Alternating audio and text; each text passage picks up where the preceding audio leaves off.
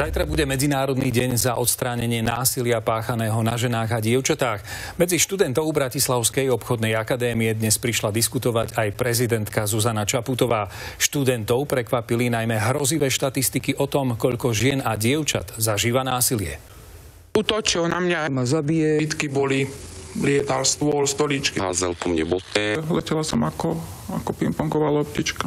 Takýchto príbehov máme žiaľ plný archív. Aj im dnes mnohé známe tváre odkázali, sme s vami. Stovka osobností prišla podporiť myšlienku do prezidentského paláca. Stojíme za vami, sme s vami.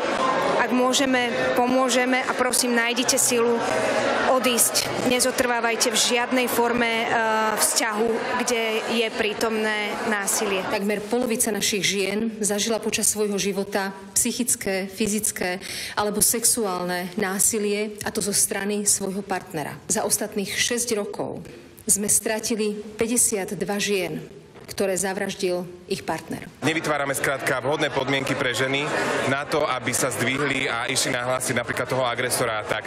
A keď my ako muži môžeme vyjadriť takto podporu, tak prečo nie? Uvedomte si, že túto si od 19. storočia muži opakovali v krčme, že keď ženu nezbiješ, ako keby si rolu nepohnojil. Čiže rozumiete, proti tomuto všetkému musíme ísť. Obete často nemajú odvahu, nesprávne vinia seba alebo sa od násilníka boja odísť z ekonomických dôvodov. No kontakt na pomoc získate na polícii, internete či linke pre týrané ženy. Organizácia ako my pomáhame veľakrát anonymne, čiže ona sa nemusí báť, že bude to niekde nahlasované. Ako pomôcť v rôznych situáciách prišli dnes stredoškolákom vysvetľovať odborníci aj s ministrom školstva a prezidentkou. Máte právo poprosiť, požiadať o pomoc, či už kamaráta alebo dospelého človeka, ktorému dôverujete. To je taká téma, ktorá sa vôbec skoro nerozoberá, a toto bolo také poučné aj takým zaujímavým štýlom spravené. Barbora Jánošová, televízia JOJ.